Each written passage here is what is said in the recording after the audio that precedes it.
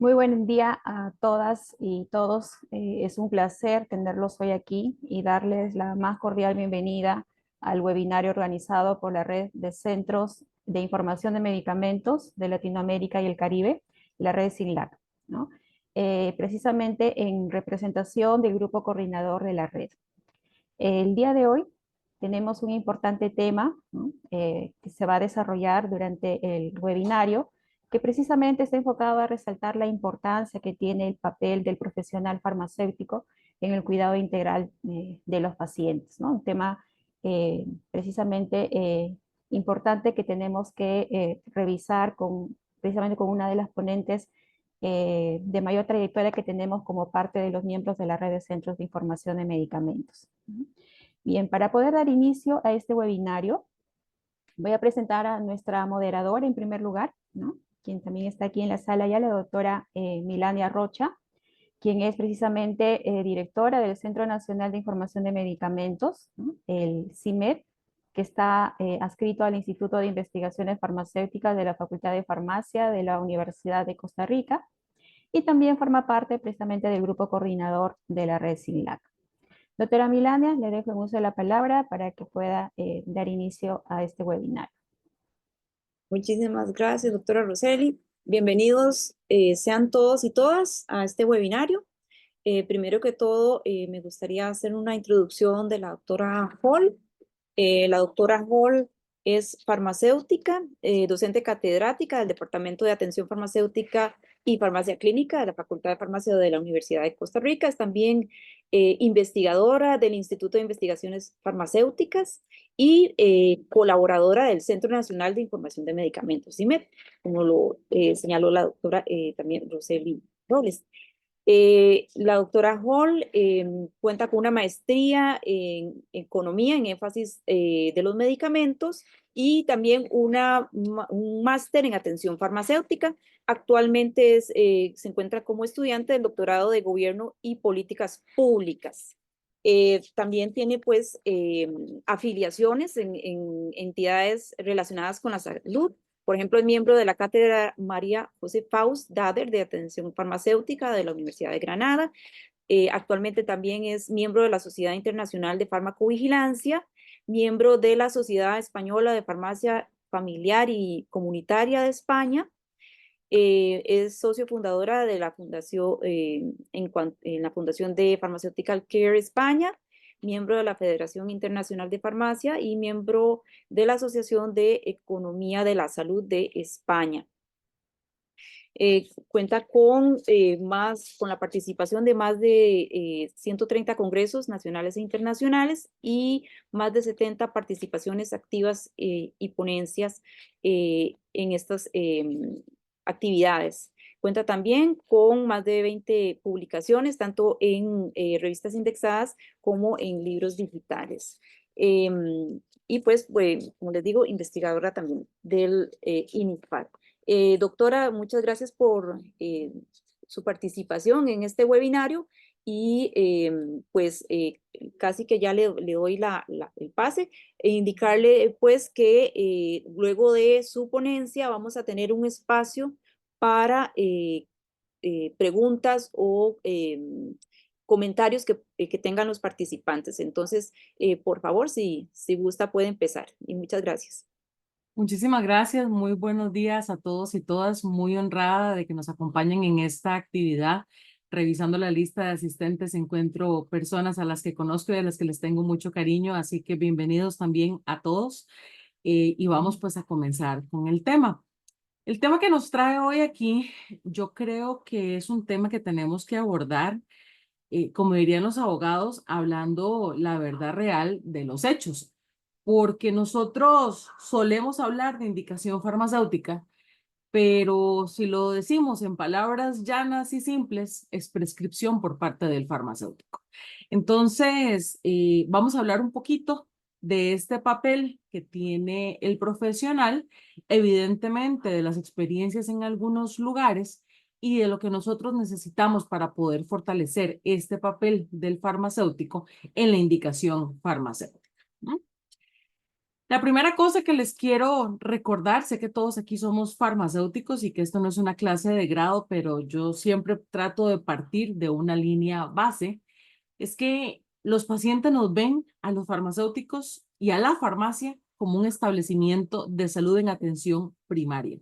Tradicionalmente, por lo menos en Costa Rica, y imagino que en varios lugares de Latinoamérica, existía la iglesia, el parque, la escuela y la botica, la farmacia. Entonces, desde años inmemorables, los pacientes nos ven como un aliado de salud y nos ven como ese primer lugar de contacto. Y por tanto, los farmacéuticos hemos sabido aprovechar esa, esa visión que tiene la población, pues para profesionalizar cada vez más nuestro actuar.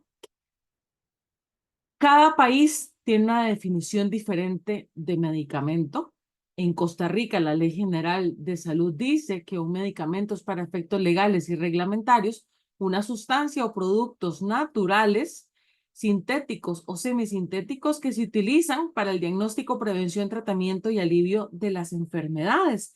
Y hay que tener en consideración que muchas veces los pacientes llegan a las farmacias evidentemente buscando curación, pero en muchas ocasiones es buscando paliar un dolor, porque de pronto hay un problema mecánico, por ejemplo, que da lumbalgia, y que no lo vamos a poder arreglar con un medicamento, sino que probablemente ocupa una cirugía, pero necesitamos que el paciente se sienta bien y sin dolor.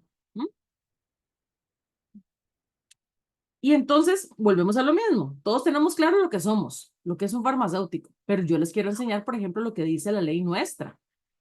La Ley General de Salud dice, nos hablan dos artículos, que se considera profesionales en ciencias de la salud a la farmacia, la medicina, la microbiología química clínica, la odontología, la veterinaria y la enfermería. Entonces, estamos claros que nos considera un profesional de salud. Y además nos dice que solo los farmacéuticos podrán despachar recetas de medicamentos y en todo caso están en la obligación de rechazar el despacho de toda receta que no se conforme con las exigencias científicas, legales y reglamentarias. Hay que tomar en consideración que cuando esta ley se hizo, el papel que nosotros teníamos pues era un poco diferente al que tenemos actualmente. Y de hecho, a mí me brinca el ojo cada vez que leo que dice despachar recetas. No, no es despachar, es dispensar, pero no importa. Lo importante es que estamos claramente encargados de todo lo que es la parte de recetas de medicamentos. Y les digo que a mí me brinca el ojo porque nosotros hacemos tantísimas cosas más que creo que estos dos artículos se nos quedan súper cortos. Para eso tenemos también, por ejemplo, reglamentos internos del Colegio de Farmacéuticos y otras normativas que de pronto ya nos habla un poquito más de nuestro papel. Pero bueno, es importante que aparezcamos en la Ley General de Salud y que al menos esté claro de que somos los encargados de dispensar recetas de medicamentos y o rechazarlas. Y al final de cuentas, ¿para qué estudiamos nosotros? Para ayudar a un paciente. Y no es que esté sesgada por ser mi área la atención farmacéutica. Evidentemente, si trabajamos en una industria, estamos produciendo medicamentos de buena calidad para que lleguen a un paciente que los va a utilizar. Si estamos en registros, estamos velando porque su registro como tal esté correcto y que sean los medicamentos seguros. Lo mismo que si estamos en farmacovigilancia. Evidentemente, si estamos en el área clínica o en una farmacia de comunidad directamente en mostrador, pues ya vamos a tener otro tipo de contacto. Y entonces, la legislación nacional no nos dice que es un paciente, pero si uno busca en diferentes sitios, por ejemplo, vean que dice alguien que sufre dolor o malestar, alguien que se somete a un examen, a un tratamiento o a una intervención, o aquellas personas que son atendidas por un médico o un profesional de la medicina a causa de algún tipo de dolencia o malestar. Entonces, por eso les decía que desde la farmacia, pues en realidad estamos acostumbrados a tratar con pacientes que llegan con una afección y que la primera pregunta que nos hacen es, ¿qué me da para esta situación? Entonces, básicamente, nosotros como farmacéuticos tratamos, y digo tratamos porque no siempre media un medicamento, de poner ese medicamento en contacto con el paciente, con receta, sin receta. El punto es que somos la persona que va a educar a ese paciente en el uso de ese medicamento. Si yo les preguntara cuántos medicamentos existen actualmente, ¿qué número me dirían ustedes?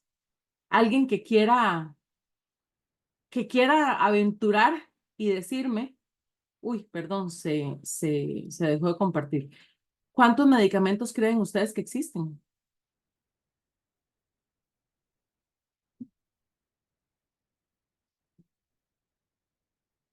Ni idea.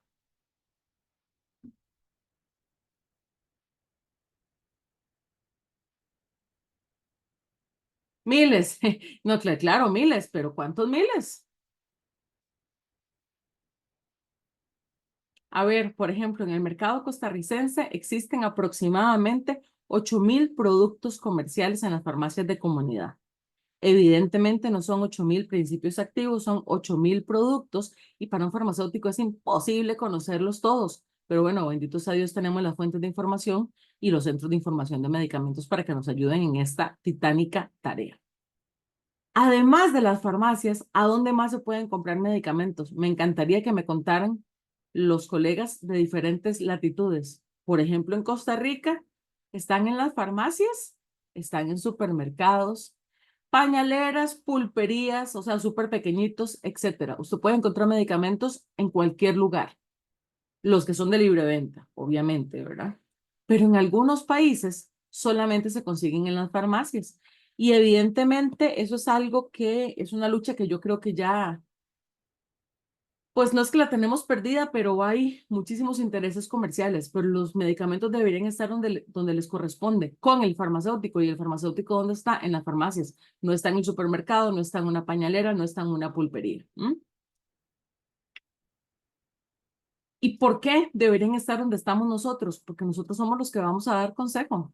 Somos nosotros los que los vamos a etiquetar, somos nosotros los que le vamos a explicar al paciente cómo utilizarlos. Y es que alguien podría decir, ¿y una persona para qué necesita, por ejemplo, que le expliquen cómo tomar un antigripal? Ajá, y si el paciente es hipertenso, ¿qué hacemos con el paciente? Entonces, vean que se las trae. Entonces, como los medicamentos pueden presentar una serie de problemas, usualmente relacionados con necesidad de efectividad y seguridad, y pues somos nosotros los llamados a. ¿Cómo es la realidad en Costa Rica? Nosotros tenemos un seguro social, que es la Caja Costarricense del Seguro Social. Además está el Instituto eh, Nacional de Seguros, el INS, que tiene también una red de servicios de salud. Tenemos hospitales que son públicos y privados y farmacias que son privadas. Vamos a ver si me logro explicar.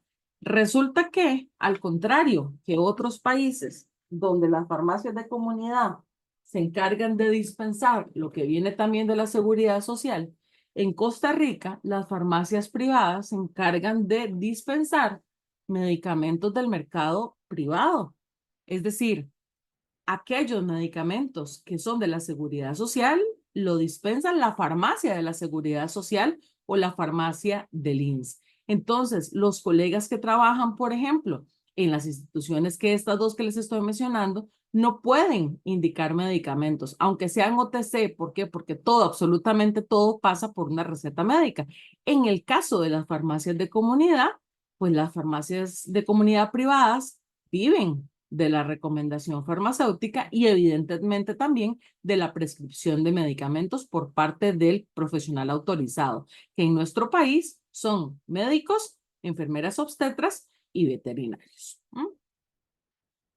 Por ejemplo, en Costa Rica, el 72% de las farmacias son privadas. Es decir, puede ser que pertenezcan a una cadena, a un farmacéutico individual, pero son privadas, no pertenecen a una institución pública. El 26% pertenece a la Caja Costarricense del Seguro Social y el 18% al Instituto Nacional de Seguros. Eso quiere decir que los pacientes obtienen medicamentos en principio de esta masa de farmacias, evidentemente más supermercados y demás que les comentaba anteriormente. Y por ejemplo, tenemos un gran reto, un gran compromiso con la población adulta mayor de nuestro país, porque Costa Rica, a pesar de ser un país en vías de desarrollo, pues tiene estándares de salud comparables con países desarrollados. Hay una alta esperanza de vida, pero viene acompañada en muchas ocasiones de pobreza y de enfermedad. y lo decía una noticia de la Universidad de Costa Rica, a la cual pertenecemos el CIMED, que envejecer con calidad de vida es un reto para la sociedad y para las instituciones. No se trata de llegar a los 88, 90 años con una calidad de vida totalmente deteriorada. Se trata de llegar a esa edad disfrutando la vejez. Nosotros en Costa Rica somos 5 millones y un poquito más de habitantes. Y, por ejemplo, por año se despachan o se dispensan entre 95 y 100 millones de medicamentos. Por ejemplo, yo, que antes no utilizaba, porque no tenía tantas enfermedades como ahora, los servicios de la Caja Costarricense del Seguro Social, yo decía, alguien está retirando los millones que a mí me corresponden. ¿Por qué? Porque 100 millones entre 5 millones y medio, hagan ustedes la división.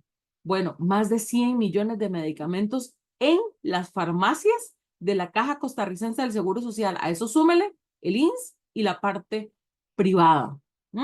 Vean ustedes, por ejemplo, que la parte privada habla de 47 millones de unidades de medicamentos, más todo lo que se comercializa en supermercados. Y bueno, esta nota no me agrada mucho porque habla de macrobióticas. En las macrobióticas, en principio, no tenemos medicamentos, tenemos productos naturales, pero vean ustedes la cantidad.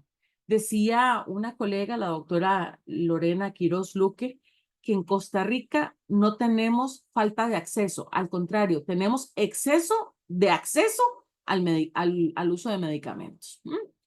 Hace muchos años, en la Caja se hizo una encuesta y se le preguntaba a las personas, además de los medicamentos que usted le da a la Caja, ¿usted compra medicamentos? Y el 67% dijo que sí. No tengo datos más recientes porque no hay una segunda encuesta de este tipo, pero vean ustedes que el 67% de las personas decía sí, yo compro además de lo que me dan en la institución, medicamentos en farmacia de comunidad.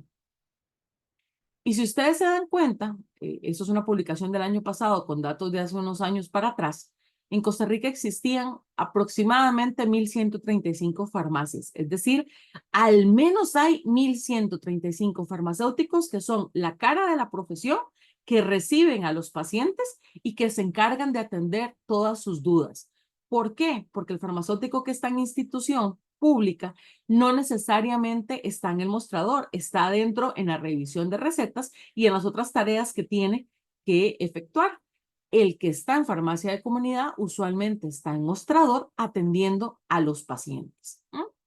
Y por ejemplo, solo para que se den una idea, el 53% de las farmacias pertenecen a un farmacéutico que además es el regente, un 9% de las farmacias pertenecen a un farmacéutico, pero no es el regente, contratan a otro, y un 37% corresponde a propietarios no farmacéuticos, usualmente cadenas de farmacias.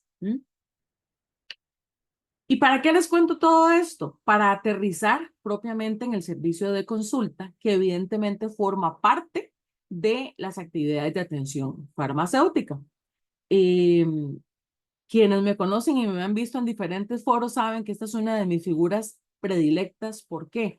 Porque resume muy bien todas las actividades que como mínimo entran de la atención farmacéutica, entendiendo como aquellas actividades dirigidas al paciente. Por un lado, la dispensación, no el despacho, ¿verdad? Dispensación, la indicación y la consulta farmacéutica, el seguimiento farmacoterapéutico, la farmacovigilancia, la educación sanitaria, la información de medicamentos y las preparaciones magistrales, que al menos en Costa Rica las preparaciones magistrales cada vez han ido tomando más campo en el mercado. ¿Por qué? Porque pues cada vez son más las personas que son alérgicas a algunos excipientes o algunos medicamentos que del todo no llegan al país porque el mercado es muy pequeño y a la industria farmacéutica pues no le interesa de pronto llegarle a un mercado como Costa Rica cuando de pronto puede llegarle a un mercado como México que es infinitamente más grande que el nuestro, empezando por el número de cantidad de habitantes. Ok. La consulta farmacéutica, como les digo, uno usualmente la piensa en farmacia de comunidad porque es donde puede hacer indicación, pero la consulta farmacéutica se puede hacer en cualquier lugar. No importa si es farmacia, si es centro de información, si usted está haciendo una feria de salud en el parque de la localidad, no importa. ¿Por qué? Porque la consulta farmacéutica es cuando una persona llega a preguntarle a usted como farmacéutico dudas que tenga sobre sus medicamentos, sobre plantas medicinales, sobre exámenes de laboratorio, sobre estilos de vida saludable, a que le interpreten un examen y de pronto lleguen con un hemograma para ver si uno se los puede leer. Y finalmente también de almacenamiento y disposición final de desecho de medicamentos. Entonces, yo siempre digo, inclusive les voy a poner un ejemplo, yo soy farmacéutica, siempre digo 24/7, yo voy a un salón de belleza que me hagan las uñas y como saben que soy farmacéutica me preguntan y me piden disculpas y yo siempre digo, no, o sea, yo soy feliz de que me hagan preguntas. Si las puedo contestar de una vez, las contesto y si no, me llevo la tarea de buscar la información y llevársela la próxima vez. ¿Por qué? Porque nosotros fuimos formados para eso, para estar al servicio de la población.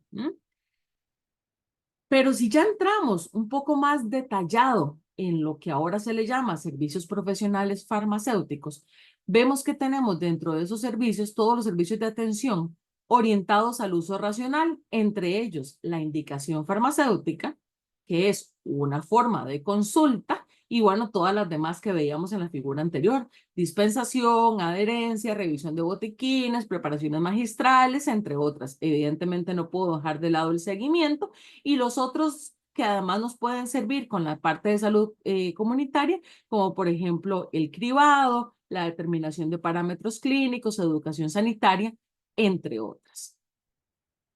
El concepto no es nuevo, se viene masticando desde hace rato y a mí me encanta esta publicación del doctor Charlie Benrimo de hace 14 años, donde hablaba del modelo de servicios farmacéuticos. Vean que lo que les enseñé anteriormente es del 2019. No, ya desde el 2010 veníamos con el asunto de servicios profesionales y se pone de un 1 a un 10 de menor complejidad a mayor complejidad, y el de mayor complejidad es una prescripción que puede ser suplementaria, dependiente o independiente, pero la prescripción de medicamentos es una realidad para los farmacéuticos, aunque muy tímidamente le llamamos indicación farmacéutica o recomendación farmacéutica. No, señores, el nombre correcto es prescripción farmacéutica y no está mal.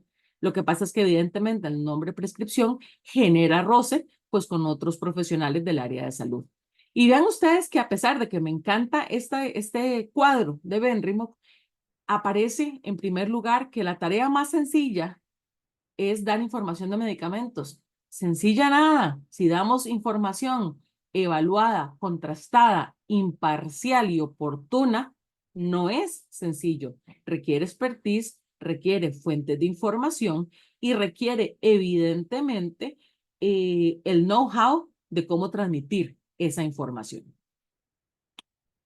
Si yo me voy un poquito más atrás en la historia y en el tiempo, voy a leer estas dos definiciones. ¿Por qué? Porque usualmente la forma en que nos hemos formado, valga la redundancia.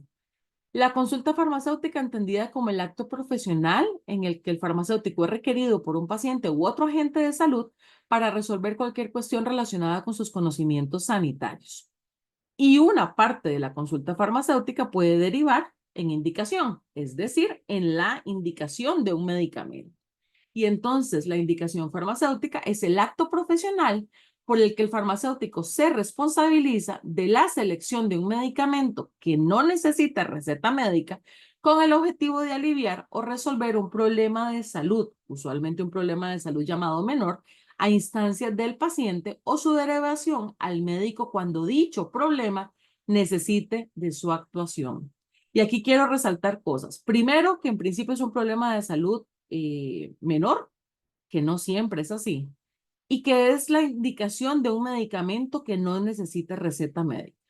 La literatura puede decir algo, pero lo que sucede en la realidad sabemos que es distinto.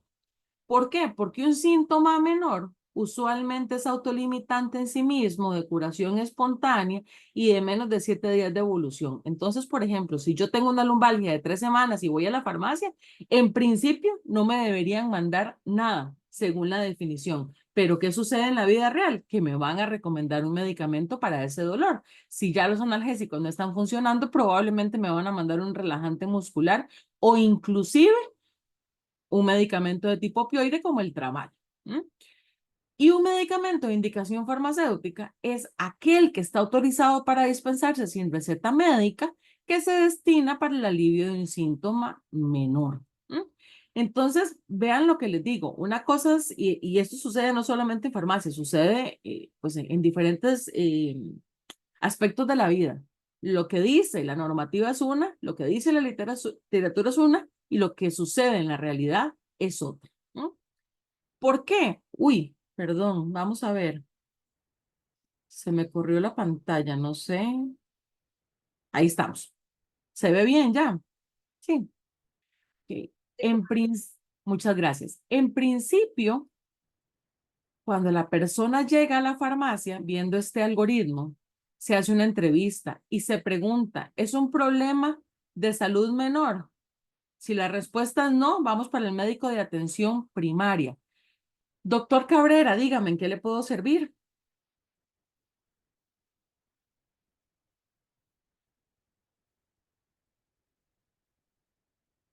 El doctor tenía la mano levantada. Bueno, cualquier cosa quedamos a la disposición, ¿no? Entonces, si no es un problema de salud menor, vamos para el médico de atención primaria. Si sí es un problema de salud menor, vamos a ver criterios de derivación. Por ejemplo, la edad, la duración del problema de salud, el estado fisiológico y las enfermedades concomitantes. Si amerita derivación, va para el médico de atención primaria. Si no amerita derivación, hacemos una evaluación de qué acciones ha hecho y que no le han servido, de otros medicamentos que puedan provocar el problema de salud, inclusive de las alergias. Y si todo está en orden, vamos con la intervención. Y esa intervención puede ser un tratamiento farmacológico, un tratamiento no farmacológico, la indicación de medidas higiénico-dietéticas y estilos de vida saludables, la derivación también o la derivación a otro servicio de profesional farmacéutico con su respectivo registro y evaluación. ¿Ok?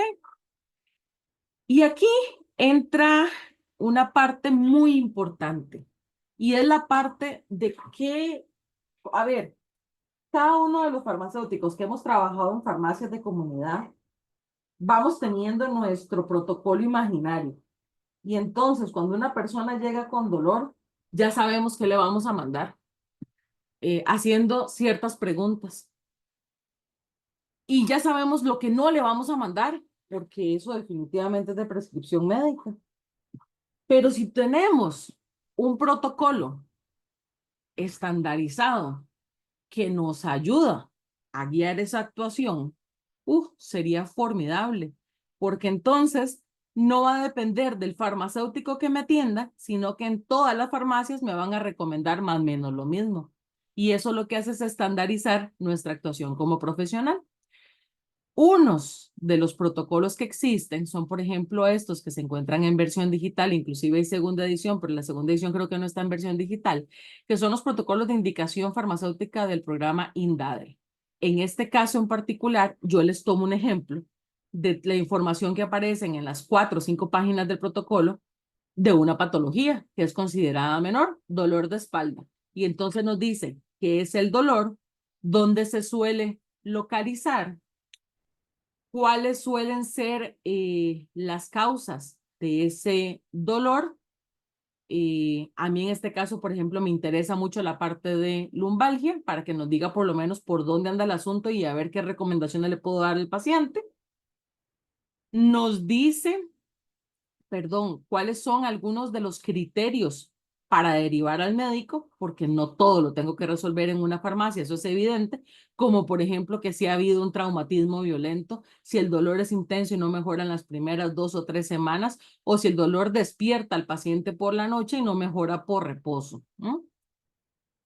Y nos dice cuáles son las recomendaciones no farmacológicas, por ejemplo, evitar cargar pesos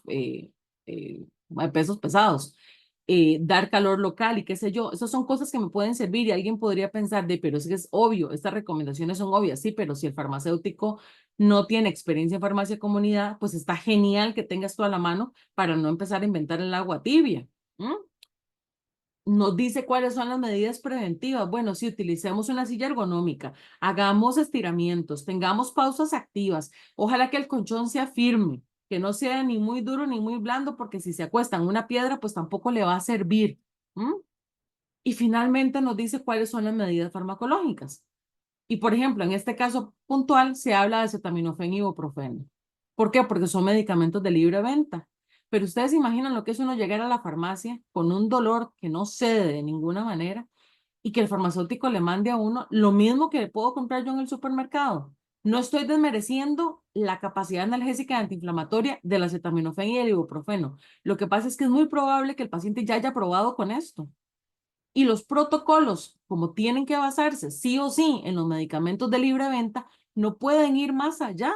Por eso la importancia de que existan listados de medicamentos que nos permitan a nosotros dar una indicación farmacéutica más allá de los medicamentos OTC o de libre venta.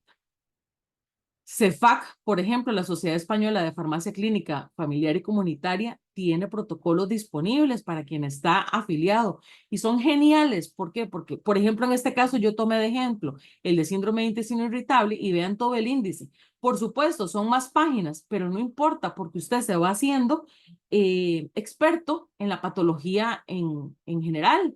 Y si yo no estoy acostumbrada a hablar de síndrome de intestino irritable y veo esta figura, me maravillo. ¿Por qué? Porque se la puedo enseñar al paciente para preguntarle cómo son sus heces. Y si no me acuerdo cuál es la forma de tratamiento del síndrome de intestino irritable, pues la guía ya me dice cuáles son los que puedo utilizar y qué es lo que vamos a provocar en el paciente. Me va a dar también medidas higiénico-dietéticas, incluyendo alimentación.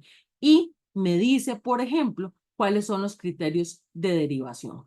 Entonces, estos protocolos lo que hacen de alguna manera es estandarizar y que no vaya a ser que haya un farmacéutico que mande, por poner un caso, levosulpiride y otro que mande solo probióticos, sino que tengamos una estandarización. Y ya sabemos que con estandarización, pues las cosas suelen resultar de mejor manera. En Costa Rica hemos tenido, les puedo decir que más de 20 años intentando que exista una lista oficial de medicamentos de indicación farmacéutica. Y digo intentando porque el Colegio Farmacéuticos ha hecho una muy buena labor, inclusive esto que les estoy enseñando ahorita, la Comisión Actual de Indicación Farmacéutica, y se han hecho borradores de decretos para que el Ministerio de Salud los apruebe, no se ha logrado. ¿Y actualmente en qué se está trabajando? Ok, en protocolos de indicación. Okay, no queremos que los farmacéuticos indiquen cualquier cosa, sino que sea bajo un protocolo. En mi cabeza primero va la lista y después los protocolos, pero si eso no funciona, pues hay que hacer primero los protocolos y después el listado. No hay ningún problema. De hecho, por ejemplo, dentro de la comisión que existe en este momento en el colegio, una de las representantes es también farmacéutica del CIMED, la doctora Mónica Hidalgo Rivera, perdón. ¿Qué quiere decir esto? Que los centros de información también podemos incidir en política pública. Les decía, los tipos de medicamentos, los OTC de libre venta, los BTC o behind the counter, porque OTC es over the counter, estos también se les llama pharmacies only, y los de prescripción médica. ¿Cómo estamos en Costa Rica? OTC de libre venta, hay un decreto que se va actualizando constantemente y que tiene medicamentos que, como dice aquí, declárese de libre venta y en consecuencia pueden ofrecerse al consumidor en cualquier establecimiento comercial. Ahí otra vez me brinca el ojo, debería decir en cualquier farmacia, los siguientes medicamentos. Y por eso puse esta imagen acá. ¿Por qué? Porque yo sé que no solamente es Costa Rica, es decir, que usted va al supermercado y aprovecha y en medio de las verduras, el aceite, el pan, ponen el carrito los medicamentos. Bueno, está bien, se puede hacer, abarata precios, estamos de acuerdo, pero los medicamentos, en mi humilde opinión, deberían estar con el farmacéutico siempre. No tenemos lista de medicamentos BTC, pero justo cuando estábamos en plena pandemia, había una presión muy importante para la dispensación de anticonceptivos orales de emergencia, específicamente el levonorgestrel de 0.75 o de 1.5 miligramos. Bueno, en este caso se aprobó un decreto y dice, se podrá efectuar la dispensación únicamente en establecimientos que cuenten con permiso sanitario de farmacia y con el debido asesoramiento farmacéutico del regente. Es decir, el único medicamento fuera de los OTC que el farmacéutico puede indicar en una farmacia son anticonceptivos de emergencia. Lo demás, aún no. Tiene que ser por ley bajo receta médica. Y bajo receta médica tenemos todos los demás y es cuando yo les hablo a mis estudiantes y les digo, Ok, si usted quiere recomendar un diclofenaco en la farmacia, no puede, porque la legislación no lo permite. Si quiere recomendar un meloxicam nuevamente para dolor, no puede, porque lo único que puede es naproxeno, ibuprofeno, acetaminofén, y tal vez se me quedará algún otro por ahí. Entonces, ¿a qué es lo que voy? La legislación nos permite esto, pero el conocimiento que tenemos nos permite esto. Y no estoy hablando de que seamos médicos frustrados porque no podemos prescribir. Se trata de las bases que tenemos de conocimiento y sobre todo de la demanda que tiene la población de medicamentos que no necesariamente pueden pagar una consulta médica o bien no consiguen campo o espacio o cupo en la institución pública.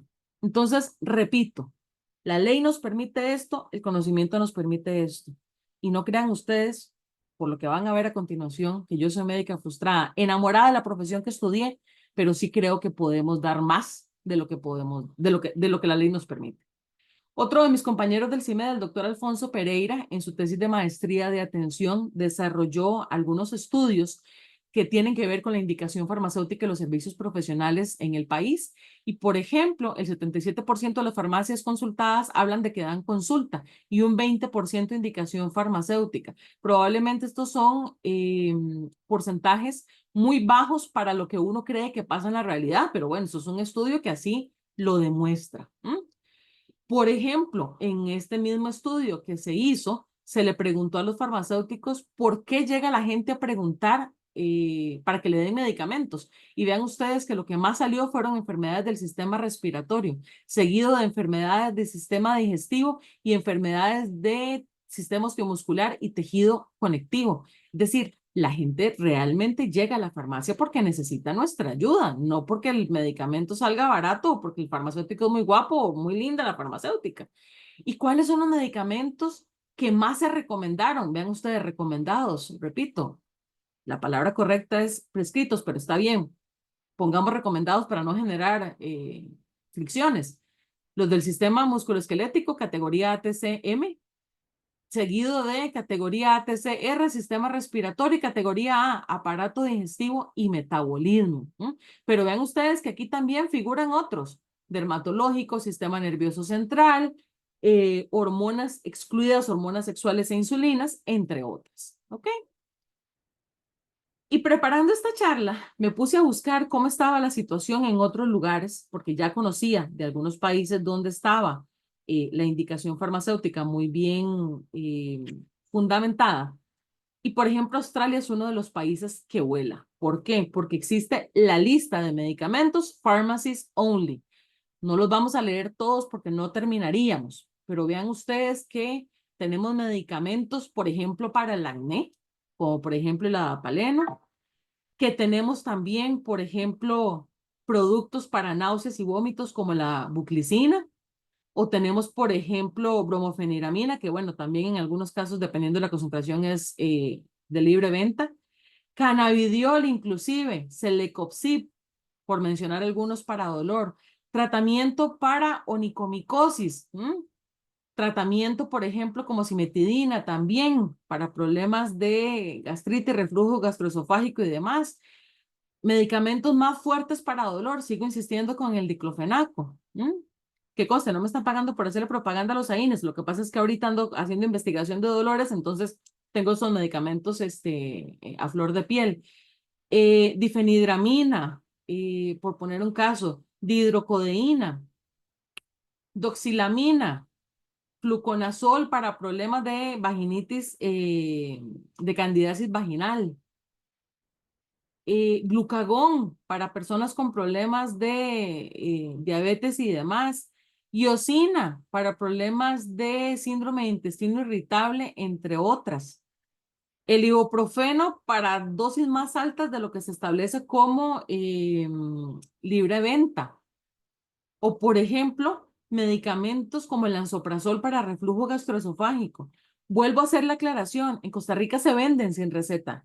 Que eso está bien o está mal, eso es debatible, pero lo cierto es que la normativa dice que es solamente por receta médica y los vendemos en las farmacias sin receta. Leonorgestrel para anticoncepción de emergencia o contracepción poscoital, como le quieran llamar. O por ejemplo, melatonina para productos o para personas que estén con problemas de insomnio. Y esta imagen me encantó. Cuente y cuente ovejas si no lo logramos. Metoclopramida también para problemas gástricos. Nicotina, por ejemplo, ¿para qué? Para poder ayudar al paciente en la sensación de fumado. Inclusive Nararitrán. Estamos hablando de medicamentos para migraña, específicos para migraña. Ya no solo los AINES. Medicamentos como el Orlistat, pensando en pacientes con obesidad, o pantoprazol, nuevamente para reflujo. Evidentemente, acetaminofén, que ya es de libre venta, pero mezclado con otras cosas o bien en dosis más altas, que no necesariamente sean los 500 miligramos de siempre, o podofilina, por ejemplo, para el uso en verrugas.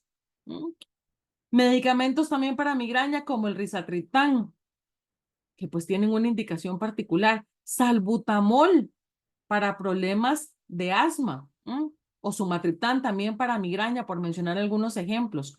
Teofilina, que cada vez se utiliza menos, pero teofilina. Ulipristal, que es medicamento de anticoncepción de emergencia. Costa Rica de momento no lo tiene, pero Australia lo tiene y permite también, al igual que el levonorgestrel, venderse en las farmacias.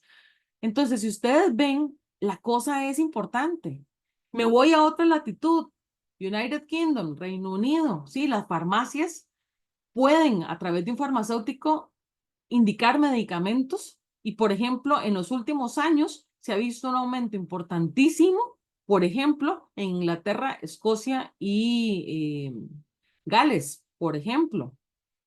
¿Qué medicamentos? La lista completa esta no la pude conseguir, pero por ejemplo, pueden ser medicamentos para dolor de garganta, para dolor de oídos, para sinusitis, para impétigo, para herpes zóster, para picaduras de insectos o inclusive para infecciones urinarias en mujeres no complicadas. Y esto favorece el acceso, repito, siempre y cuando hay un farmacéutico de por medio.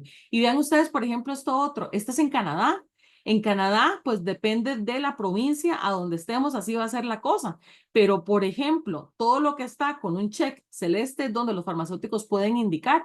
Entonces, por ejemplo, podemos indicar de inicio para condiciones pequeñas, para cesación de tabaco, por ejemplo, para sustituir medicamentos, inclusive vacunas, y eso está formidable.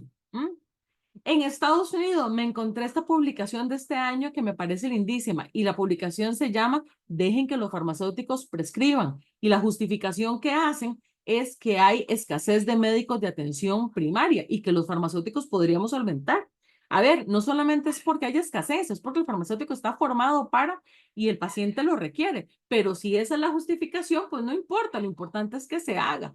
Y lo que se dice acá en esta publicación es que, por ejemplo, en todos los estados de Estados Unidos, los farmacéuticos tienen alguna libertad de prescripción y que inclusive durante la pandemia se autorizó la prescripción de un antiviral para los casos de COVID-19. Entonces, de todo lo malo sale algo bueno.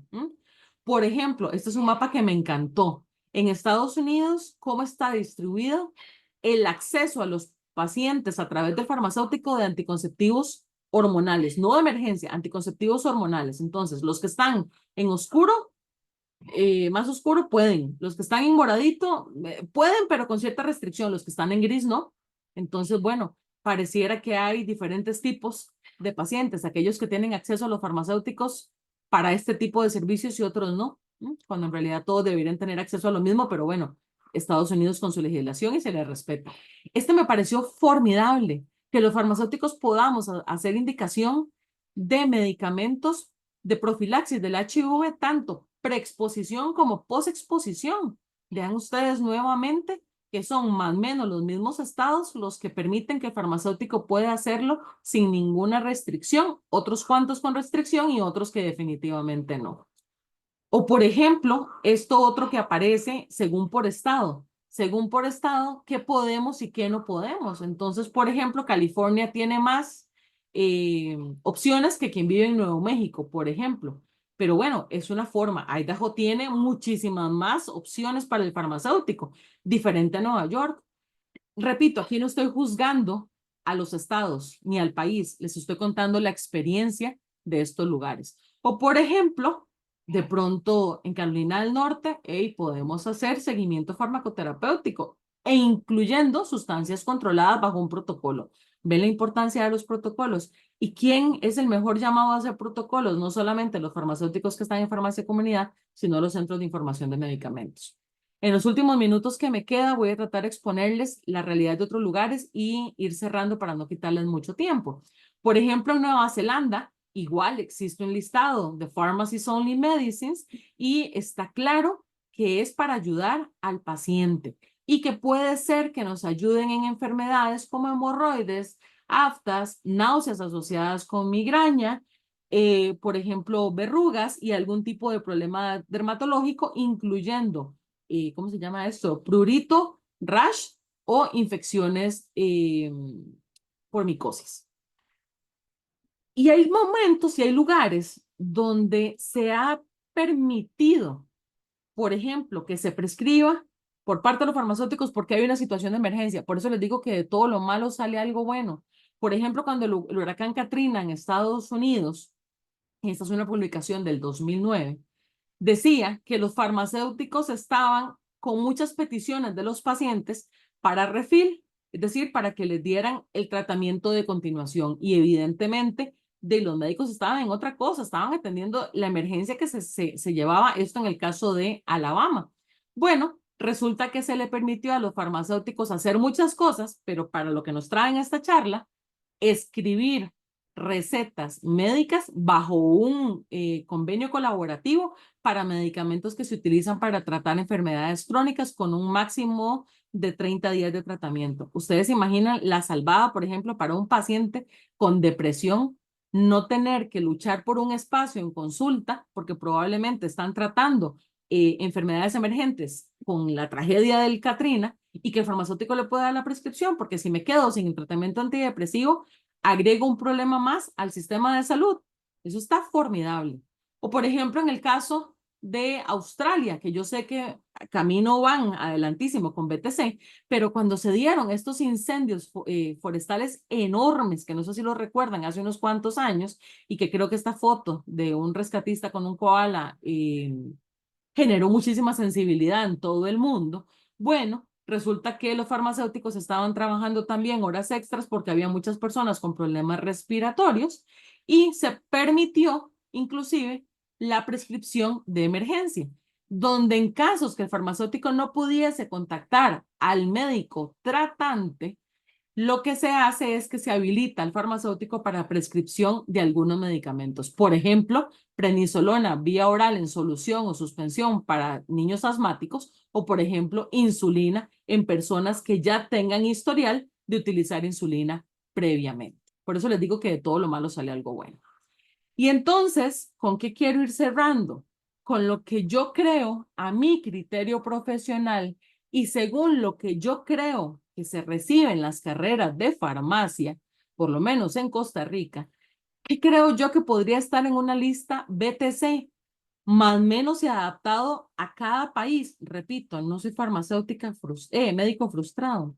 Yo creo que tenemos la capacidad total y absoluta de poder indicar vacunas, métodos anticonceptivos, medicamentos para el dolor, más allá de naproxeno, ibuprofeno, acetaminofén, medicamentos para náuseas y estreñimientos y fiebre, evidentemente considerando que si, por ejemplo, tenemos un niño y el niño tiene historial de convulsiones, pues no le voy a recomendar un medicamento para bajar fiebre, evidentemente, ¿verdad?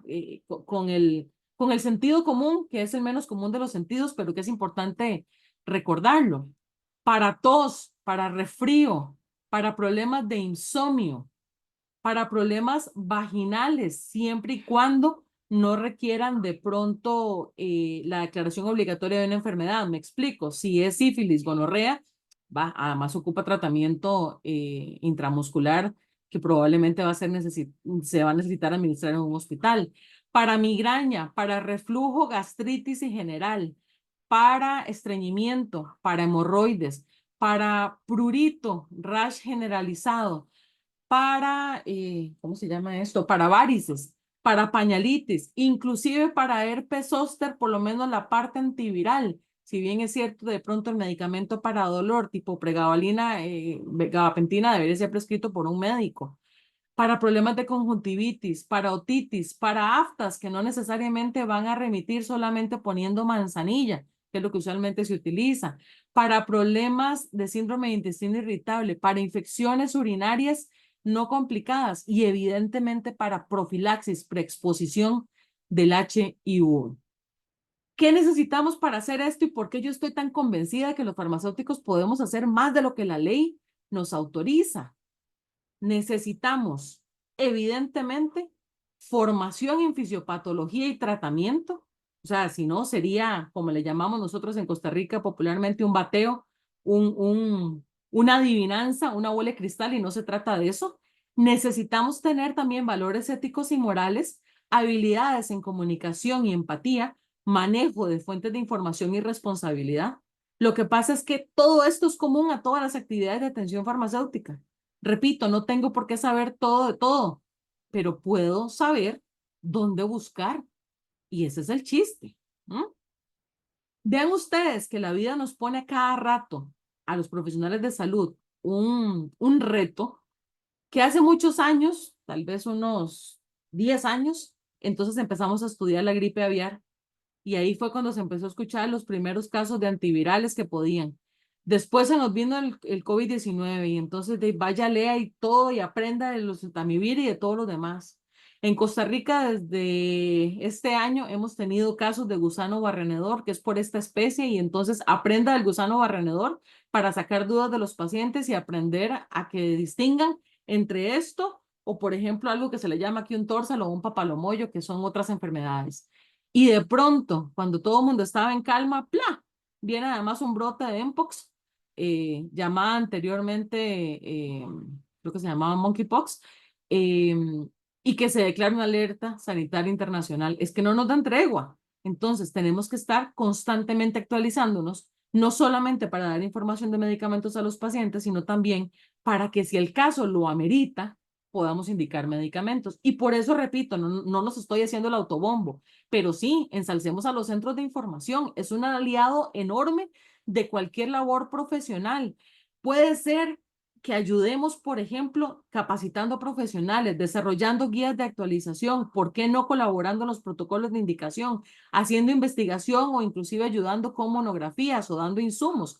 Pero si vamos a ayudar directamente al paciente, maravilloso. Revisemos las interacciones, busquemos horarios de medicación, ayudémosles, hagámosles carnet de medicación, revisemos efectos adversos, busquemos a ver si hay alergenos o no en los productos que utilizan, asesoremos con uso de productos naturales. Si ustedes vieran la cantidad de personas que llaman, por ejemplo, al CIMED preguntando por alergenos o inclusive el médico me mandó tal cosa, quiero saber si está bien o está mal, es porque confían en nosotros. Y evidentemente también tenemos los pacientes que nos dicen, estoy con tal dolor, doctora, usted conoce mi caso, ¿qué me recomienda para? Eso es indicación farmacéutica, aunque nosotros no tengamos el medicamento porque no lo vendemos. No somos una farmacia, somos un centro de información de medicamentos, ¿no? Y pues con esto yo finalizo nuevamente instándolos, por favor, a que si vamos a hacer indicación y consulta farmacéutica sea basada en medicina, basada en la evidencia, valga la redundancia, y que no tengamos miedo. Repito, la ley nos permite esto, pero el paciente y nuestro conocimiento nos permite esto otro. Yo creo que si lo hacemos de manera responsable, no hay que tener temor. Lo importante es hacerlo bien y educar al paciente.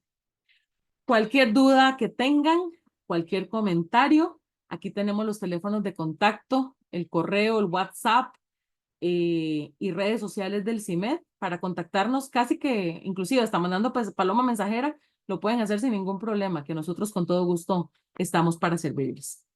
Que estén muy bien, muchas gracias y si tienen alguna duda, adelante. Voy a tomar nada más un poquito de agua.